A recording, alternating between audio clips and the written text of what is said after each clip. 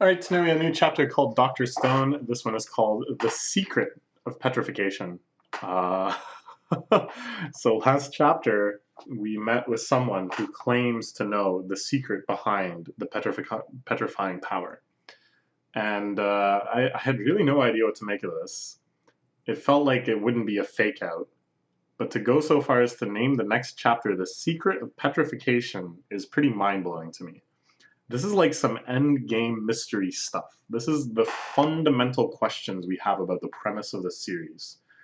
And this chapter is promising us right in the title that these will be answered. This is fascinating to me for quite a number of reasons. First off, it's one of the few truly supernatural aspects of the series. Both this and the revival formula are kind of the only things that are just outside the bounds of real science. And the petrification formula was kind of hand waved away, or the depetrification formula, that is, was kind of hand waved away as being like, well, petrification is mysterious, and it's mysterious why this works to counteract it. Um, so now we're actually confronting that mystery for the very first time. It's our last chance to make any bets. It's like, if they try to really root it in plausible science, then I don't think there's any way for me to guess. If it's like, I don't know, they just kind of drop one magic in there, and I don't know. I guess we'll just see. I really can't speculate too much. Like, I don't even know. It could just be anything, right? Like, there haven't really been any hints as to how it works. Well, no, that's maybe not true. We know it originated in Antarctica and consumed the world like whoop. So it's something that kind of moves at like a wave. It causes a bright flash. It can be deployed locally because it attacked just the ship last time. It got birds like before it got humans. Remember, they encountered the stone bird in the first chapter, but then it also didn't get monkeys, other types of birds, little piggies, fish, things like that. So that part always really confused me. Secret of petrification. All right, let's go in. The other twist that it could be is if like the science aspect of it isn't a twist, then the perpetrator might be some sort of twist. Like that it's someone connected to Senkyu before the Stone Age, back in modern times. That's maybe an angle I anticipate. Because it's like kind of tough to have this sort of revelation where it's like, oh, that's what it was. But like it doesn't really have any additional weight behind it. So there has to be some kind of connection, some kind of twist. Okay, anyways, let's just dive in. I know the secret behind the petrification beam. Right, 5 years ago, cut immediately to a flashback. She's heading out to sea. Don't leave the island. Don't create anything new. Master will turn you to stone with that inherited sorcery. Okay, very, very interesting. Never shut up about that stuff, but we couldn't care less about the master. Don't leave the island. Don't create anything new. Okay. Oh, it's them, the top two. Get away. The master's right and left hands. Okay, so from the silhouette and the back profile, we know these are upcoming villains, the true strongest warriors. Sure. This little island adventure is turning out to be quite the saga, it seems. But sure. Mozu and Kirisame. Sure. What is Kirisame wearing? A bunch of balloons? Now, interestingly, it kind of looks like these people got depetrified, right? That they have the stone scars and stuff on them. So these are people from the modern world, I would think.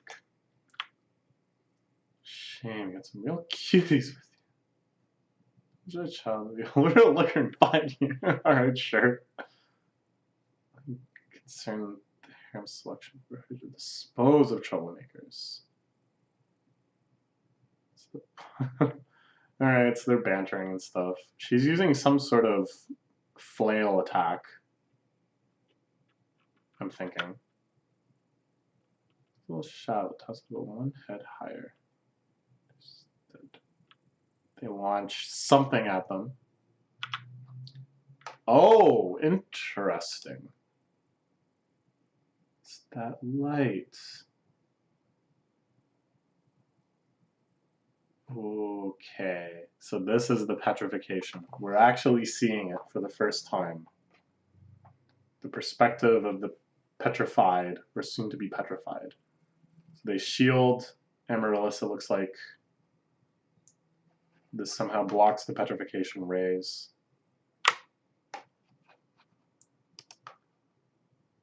It's getting dramatic flashbacks. That blast of light was you know what? Just like on that day we'll never forget. And this has been like an event that started all thousands of years ago on a much smaller scale. Out of all these years, how did you escape? I like this. The cut out of the flashback, you see the characters' reactions, and then we cut back to the flashback. That's really cool. They did it really nice and smoothly. Well, actually, you know what? I don't know. I feel like it could still be improved, this technique. There's these panels up in the top right of this page that show, this is like a real manga convention, that if you show just kind of wordless panels, it's indicating like time progressing. So it's like time progresses from the flashback to the present day, and then in the present day, they're like, yeah, tell us more, and then it flashes back again. Do you kind of see? To me, that feels a little awkward, but they do need some way to signify that we're like transitioning out of the flashback, transitioning back in. Of course, you know, there's the universal standard that if you have black gutters between the panels, that means it's a flashback, and if it's white, it's present day. So I feel like just the fade from black to white should maybe be enough. And it's maybe almost like funnier if it's jarring and it just sort of like suddenly cuts to like Senkyu interrupting or whatever. Anyways, sorry, this is all kind of technical details. I'm very curious about the plot too, of course. So how did she escape?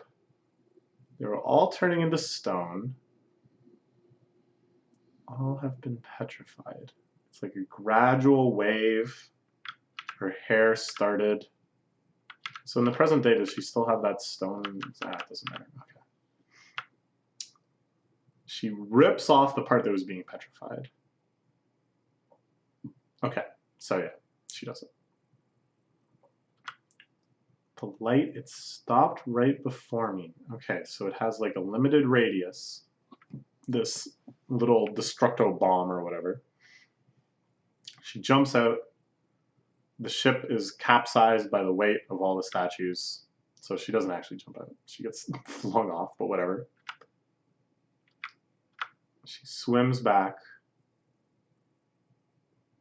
They claim the Sun sorcery has been passed down through the Master's bloodline, but I saw with my own 2 eyes. The Master wasn't on the boat when it happened. The Master's warriors had a special weapon in the air. Really possess the power to petrify, we'd be powerless. That's why everyone obeys without question. Power comes from a weapon, then all I need to do is steal it. Ah, so this is her plan. This is why she has been lying and prettying herself up and doing all these things to make sure she gets into the Master's harem. Okay. Okay. Over the moon if you find people who would lend me a hand. I'm really immune to it. Thank you. Soyuz, of course, is super unimmune. She's got that hometown appeal. She's that girl next door. Petrification has no rules or laws to it, like something out of fantasy stories, and humanity's got no hope. But your tale tells us a few things. In fact, has a set range to it. So they toss the weapon. The wielders can also be petrified. Petrified penetration can be stopped by ripping off affected parts. Cool. There are rules, meaning it's reproducible. Senkyu feels the scientific pull. Nice, nice. Okay. All right. Interesting. So I wouldn't quite say we learned the secret of petrification.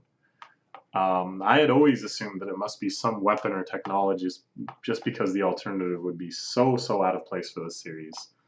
But it's nice to have that like confirmed, I guess, and to have now this awesome actionable plan. They're going to steal the petrification weapon. They're also going to get that catalytic converter. Now, the other thing that is occurring to me is that this could actually just still be kind of like a road bump, like a bump on the road. I guess what I mean. That it's not like the master necessarily is the Y-Man, and it's not like they were the perpetrator of the initial petrification incident. If anything, it seems to suggest the opposite, that at some point the Soyuz crew had someone who unlocked the secret of the petrification through unknown arcane research, and then thus has passed down that power through the generations to these people who are relatively ignorant of how it actually works, and certainly aren't hiding some technology to do a mass reversal. So I was really worried that we were getting too close to the end game, because I really love this series, and I think it still has so much potential to go on for hundreds of chapters more. But so this is like kind of encouraging that the master isn't necessarily our final boss. It looks like, meaning it's reproducible. And reproducible phenomenons with rules. With rules to it is simply science. Fight back with our science. We can't lose. Oh, he's so cool. Look at this. This is such a cool page. The dynamic of this positioning and the paneling with the stars behind him. Oh, so good. The stars in the ceiling. The Wraith. The Rolls-Royce Wraith with the stars in the ceiling. They're always talking about it in rap songs. Okay. She said, oh, is she feeling the Senkyu crush? She's got the Dokum. But it's pointless. Master's people are coming for you tomorrow. Every year they visit each village and select the prettiest girls of the age of 18 to join the harem. Even if the woman is already married, there's no denying them. Just so darn cute. Should pick me and take me away tomorrow. Dolling myself up for this chance the whole time so I can save everything. Once I infiltrate the harem, I'll find a chance to steal the petrification weapon. They're wielding that weapon was Kirasame. She's a woman. Too much for you alone without a battle-ready companion. Ah, boy, alright. Kohaku's going in.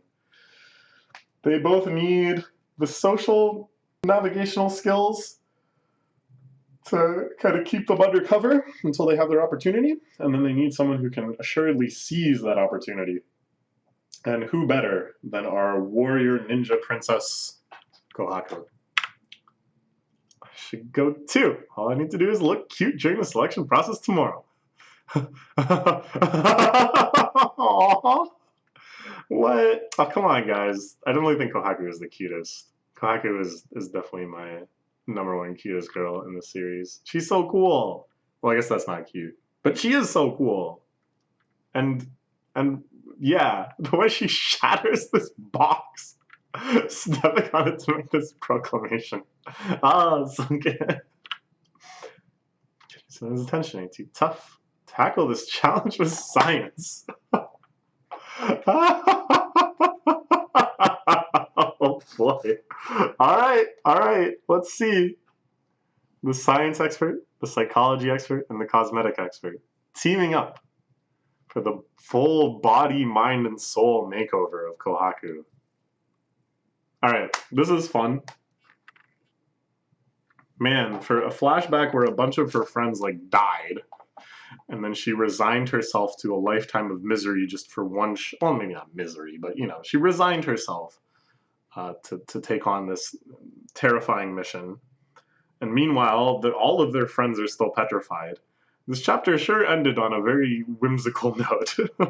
And I gotta say, the ability for this series to shift tones like this in a way that doesn't feel too jarring, but rather is just like a nice relief at times, or takes you off guard and kind of seizes your emotions.